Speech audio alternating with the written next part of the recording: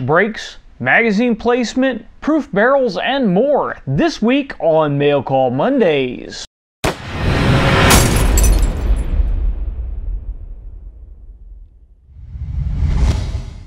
I'm John McQuay with 8541 Tactical, and this is Mail Call Mondays, the show that answers your questions about precision rifles, optics, and equipment. Welcome to another Mail Call Mondays, and let's get right into our questions. Our first question of the day comes from Will. He asks, just bought a Savage 12 LRP and 6.5 Creedmoor and want to get the barrel threaded for a brake that accepts a can later on down the road. What would you suggest? Love the show. Keep up the great work. Well, Will, what I would suggest first of all is looking at what suppressors are available right now for your rifle and what will do the job that you want to do in the price range that you find acceptable. Once you find that and you kind of narrow that down to which cans are best performance and best suited to your needs, then take a look at what muzzle devices those manufacturers offer. Most of the manufacturers out there that have a QD type can will have a brake that is sufficiently effective as a brake to warrant its use prior to you getting a suppressor. It doesn't make a whole lot of sense for you to get something like a Surefire SOCOM brake and put that on your rifle if you don't have the intention to get a Surefire SOCOM can, because that brake only works with that can. Same thing, it doesn't make sense to go get a brake from Yankee Hill Machine and then not use one of their cans. Most of the manufacturers out there do make some kind of brake. Now make sure that you actually do want to use a QD type setup on your rifle. The last suppressor that I purchased, I went ahead and went with a direct thread type setup because I know it's fairly easy even out in the field to spin a brake off, spin your can on, and when you're done put the brake back on. As long as you keep either the shims or the crush washer or whatever you use to index that brake and keep it ready at hand.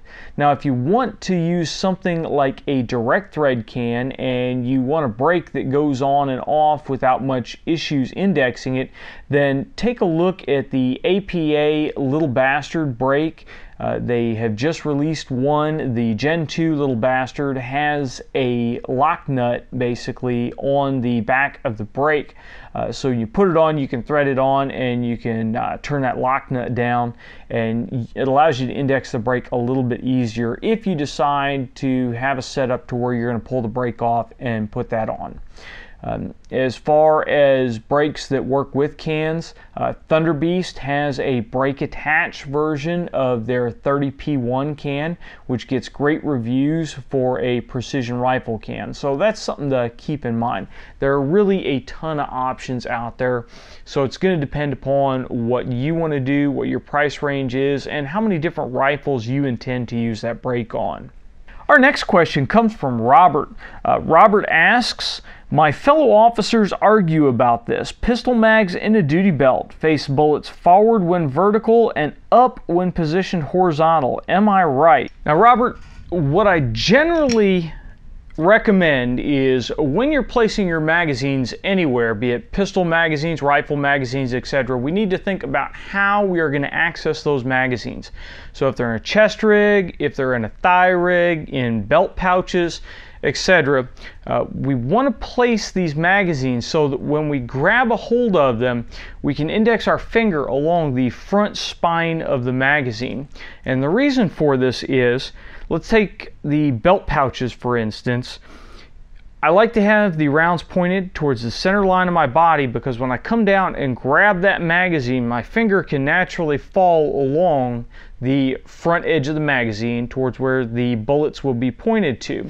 When I have my handgun and the Glock is unloaded and this is a blue magazine, when I have my handgun in a reloading position, I can grab that magazine, bring it up, and I'm just pointing to the middle of my hand.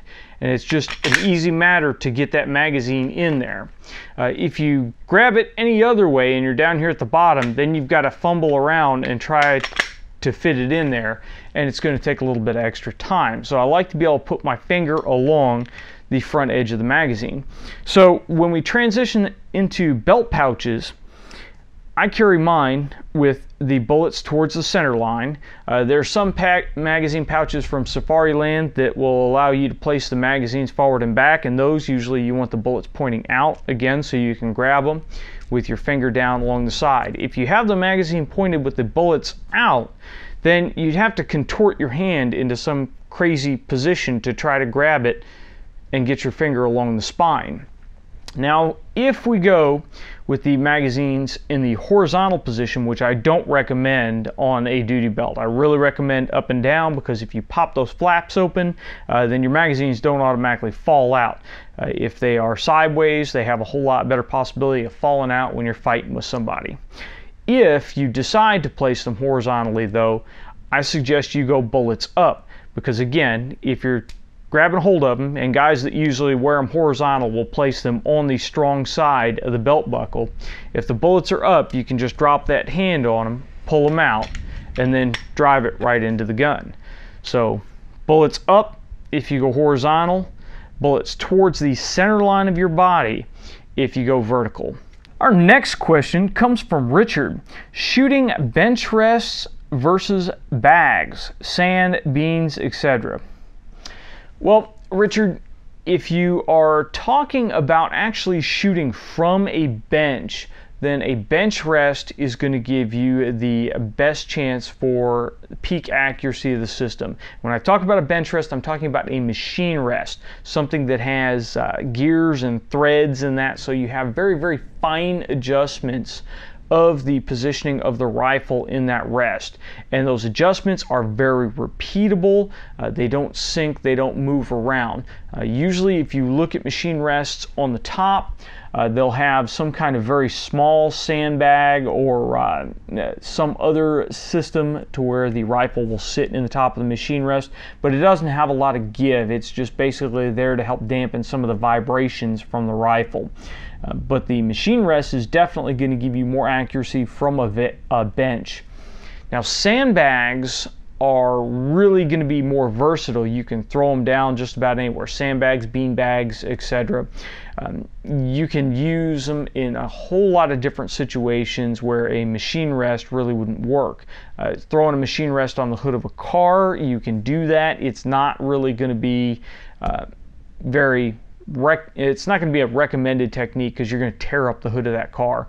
That in sloping surfaces, machine rests will have a little bit of adjustment to get them leveled out on benches that aren't perfectly level, but they don't have a lot. Whereas a bag, you can throw a bag up there and mash it around until it gets stable. So again, if you're just doing pure accuracy testing or you're doing bench rest shooting, then a machine rest is the way to go. If you are doing any kind of field type shooting or shooting from various different situations, then bags are a good option. Really, I prefer to split the difference. I prefer to run a bipod on the front of the rifle and some kind of sandbag, sand sock, bean bag, etc. on the back of the rifle to support the rear of the rifle.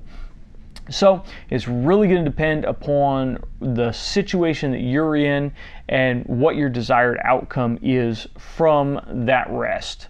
Tim asks, how to set up a range card for a switch caliber rifle such as the Desert Tech SRS A1 or AI-AX without re-zeroing or resetting the zero stop on the scope every time you change calibers. Let's say you have a Desert Tech in 260 Remington, 308 Winchester, and 338 Lapua. How would you set the range card / scope up? Thanks for all your work put into these videos. Well, Tim, there are really two different ways that you can set these range cards up. Now, you mentioned not re-zeroing the scope. I really would suggest that you re-zero the scope when you switch barrels. And by re-zero the scope, I'm not talking about actually going out to the range and shooting that zero. I'm talking about when you switch from one barrel to another, go out to the range, shoot, and set your scope up so that you know what the offset is from this barrel to this barrel. That way, when you do change the barrels on a very repeatable system, you're able to switch the barrel and then just dial the offset into the scope and then slip your turrets back to zero. So now the rifle is effectively zeroed for the new barrel. That way your drop tables can all be set up based off of zero for that barrel. An alternate way of doing it is if you don't want to actually slip your turrets every time you replace a barrel, is you can just build that offset into your drop table. But this is going to be a more convoluted way to do it, and I think it opens up a little bit more room for error. So if I was switching barrels, say from a 308 to a 260, then I would take that 260 barrel, put it on, I would take it out to the range, I would shoot it with the scope zeroed for the 308, and I would measure the offset using my reticle and using my turrets, and note that in my data book that say when I put the 260 barrel on, I have to come up 1.5 mils and come right 1 mil to be zeroed up for that barrel. Now, that's written down in my information. Later on, when I'm back here at the shop, when I want to switch from the 308 to the 260 before going out to the range, I would put the 260 barrel on, I would dial 1.5 up, 1.5 right on the scope, then I would slip the turrets back to 0. So now I know it's zeroed up for that 260 barrel. Now when I go back to the 308 barrel, the reverse is true. I take the 260 barrel off, I would dial the scope 1 mil left, 1.5 mils down, slip the turrets back, and now it would be zeroed for that barrel. And it should be fairly simple to go back and forth on that. Now zero stops, they put a new hitch into the whole system. For law enforcement and military shooters that are not messing around with their system a whole lot, that will go out once a month, they will shoot the rifles, they'll fine tune their zero, and it will be set for that whole month until the next time that they train. What I recommend there is setting the zero stop either right on 0 or 0.5 of a mil below 0. That way, if they're working in the dark and they can't bust out a light, all they got to do is grab that scope turret, slam it to the zero stop, come back up 5 clicks for a 1/10 mil click scope at 0.5 mil below 0. They can come up those 5 clicks and they know the scope is set on 0 and they're good to go. They don't have to look at all that stuff. They don't have to mess with anything. Now for competition shooters or guys that are doing what you suggest doing, I usually recommend giving a little bit more leeway below that 0. That way if something happens, something takes a hit, etc., and you end up having to roll in the field and actually shoot with the scope dial below your 0, you have the capability to do that. Now on a scope that sits on a rifle that you're swapping barrels, you're going to have to do a little bit more homework on it, and what you're going to need to do is shoot each of the barrels that you want to use on that system and figure out which one has the lowest 0. Whichever one has the lowest 0, that's what you're going to base your zero stop on. And again, I would go 0.5 mil or a full mil below the lowest barrel 0 and set your zero stop there. Now, most rifle scopes that have zero stops and resettable turrets will allow you to slip the turrets independent of the zero stop. So zero stop always stays in the same place, but depending upon which barrel you're running, that's going to depend upon where you set your turrets and then how you slip them back to 0.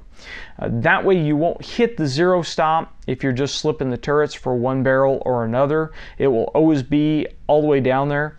But your zero stop will still work because it will still keep you from being 1 revolution off. It's highly unlikely that you're going to have one barrel that's a full revolution off from another barrel on systems like the SRS or the Accuracy International AX or AT.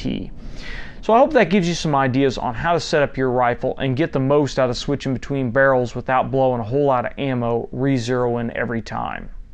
Our next question comes from Colt. Colt asks, should I save my 6.5 Creedmoor brass even if I don't reload? And if so, where could I sell the old brass to get some money back on the next box of 140s? Well, Colt, absolutely you should save your brass. Otherwise, you're just throwing money away. You've really got a couple of options there. You can save your brass up until you have enough to take to a scrap metal place and scrap it out for the raw brass price. If you do that, I'll cry. A bunch of other shooters out there will cry about it because you're actually just really wasting a ton of money and a ton of utility out of that brass. What I recommend doing is, as you shoot that brass, throw it into a bucket. Once you get a couple hundred cases saved up, then go on a site like AR15.com, Sniper's Hide. You could even go on Gunbroker and start an auction, and somebody will buy that brass. Gunbroker may be a good idea because you can set a low bid, what you think the scrap price on that brass is, and then let guys bid up, and that'll give you an idea what the market price is for once fired Creedmoor brass. There are some guys out there that are kind of hinky about buying brass from someone else. There are a lot of other guys out there though that will snap it up, especially if it's only once fired and they don't have to worry about what the brass life is. If anything, I think you need to do it just to help out other shooters so they can get some cheaper brass. Todd asks, cleaning interval, just swab with an oily patch between full cleanings or nothing at all? Well, Todd, we did a couple of videos way back about rifle cleaning, both semi-automatic rifle cleaning and bolt-action rifle cleaning. My recommendation to you is the minimum would be drag a bore snake through. If you're going to do anything at all, drag a bore snake through. If you are wanting to do something more than just pulling a bore snake through your barrel, then you need to go to a full cleaning. I don't recommend any kind of intermediate cleanings, and I definitely don't recommend putting an oily patch down your barrel. An oily patch is just going to really jack up your cold bore shot for the next time you go out. If you really have a good barrel on your rifle and you pay attention to what the rifle is doing, you will find out that most rifles out there will shoot a very consistent cold bore. When you start trying to put things through the barrel between range trips, you can really mess up that cold bore, and depending upon what you ran down the barrel, it can actually take you a couple of shots to get your rifle's peak accuracy back. When we shoot precision rifles, we're worried about making every single shot count, getting the most accuracy out of every single shot. So again, what I do most of the time is nothing at all. I come home, I wipe out the action, I wipe down the exterior of the rifle, I oil up anything that's going to rust, but the actual inside bore of the rifle I leave alone. Don't mess with the bore between cleanings. Once I hit about 500 to 600 rounds, that's time for me to do a full cleaning on the barrel. Take all that copper and carbon fouling out, and then I know when I go back to the range my cold bore is going to be off, because a cold clean bore will print differently than a cold bore. And then I also know it's probably going to take me somewhere in the order of 5 to 10 rounds to lay enough copper down to get the peak accuracy of that rifle back. So that's my recommendation to you. Don't put any oily patches down your bore. Leave it alone. Bore snake it, or full cleaning. And if you use a bore snake, don't put anything on the bore snake. No solvent, no oil. Solvent or oil on the bore snake will contaminate your bore. It will also cause that bore snake to really want to grab a hold of grit and hang on to it. If you just run it through and you get carbon on the bore snake, it's actually real easy just to shake that thing, pop that bore snake, and knock that carbon off of it. And it really doesn't hold a lot of carbon in the bore snake. So hopefully that gives you some ideas on what you need to be doing between your range trips.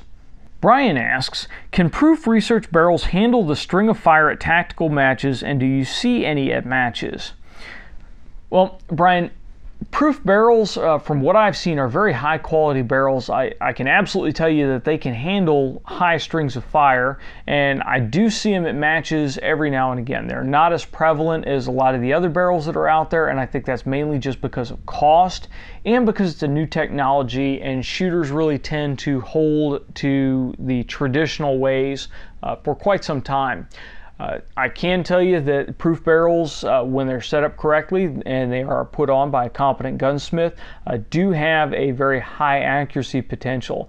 I watched Kalen Wojcik from Magpul Dynamics win the last Oregon Sniper Challenge with a proof barrel on his Remington in a KRG W3C chassis. That rifle shot absolutely amazingly. It was just an absolute hammer. So they do have the accuracy potential to win matches, and they have a whole lot of other benefits as well.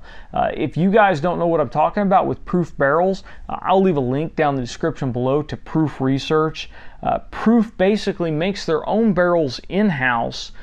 They are a carbon fiber wrapped barrel, so the inside of the barrel is actually a regular stainless barrel.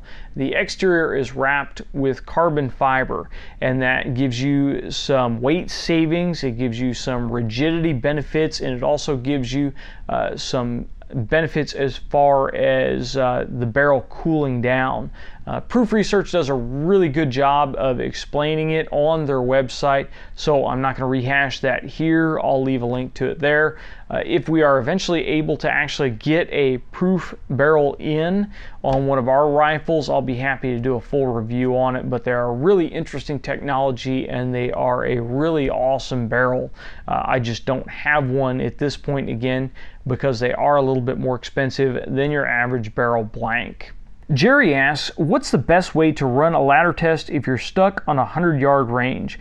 I'm tearing one ragged hole and getting no usable data.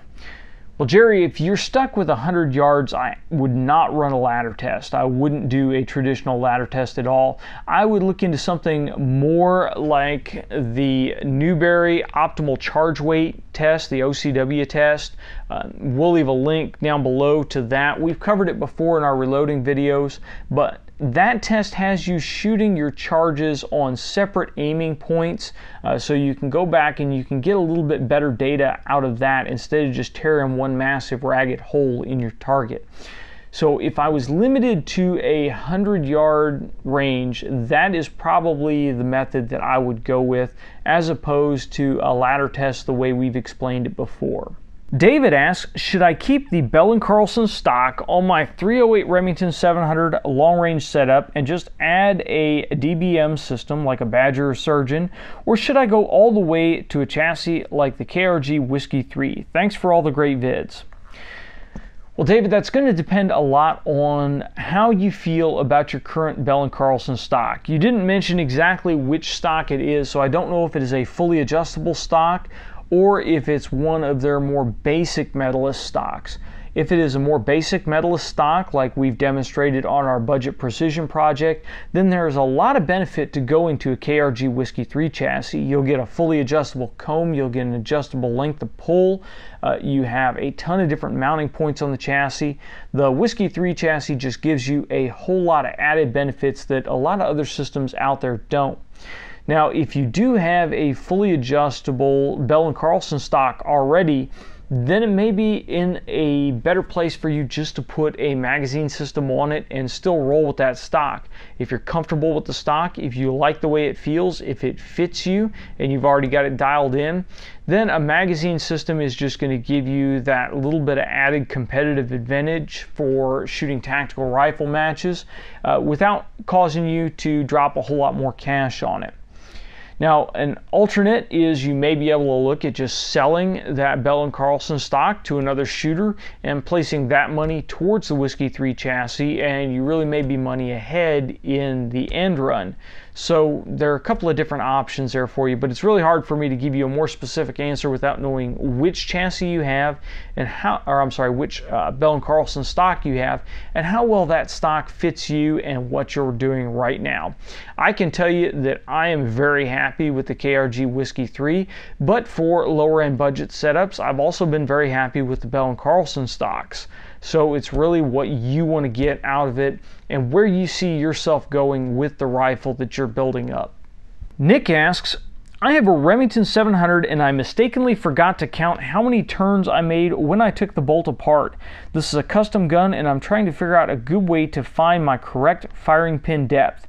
The rifle's a .338 Norma Magnum and I reload for it, but I'm scared to death to shoot it now. Can I just load up a dummy round with no bullet and pop a primer to see if I have the correct depth? Well, Nick, basically with the Remington 700, the way the firing pin assembly screws into the back of the bolt, you're not changing your firing pin protrusion, which is what we're worried about, how far the firing pin sticks out of the front of the bolt face. You're not changing your firing pin protrusion when you screw that cocking piece back, the bolt shroud back into the bolt. The way to do it is when you've got that firing pin pulled back and you've got something stuck in the notch to hold it back, just go ahead and screw the firing pin assembly all the way into the bolt until you can't screw it in anymore. Then pull out your shim so that the firing pin now rests against the back of the bolt and just turn it back until it clicks into that first notch. That is really the way it needs to go. You screw the whole assembly in as far as it will go and then back it off to the notch, and there you go. if you have it backed out too far, the rifle shouldn't operate correctly.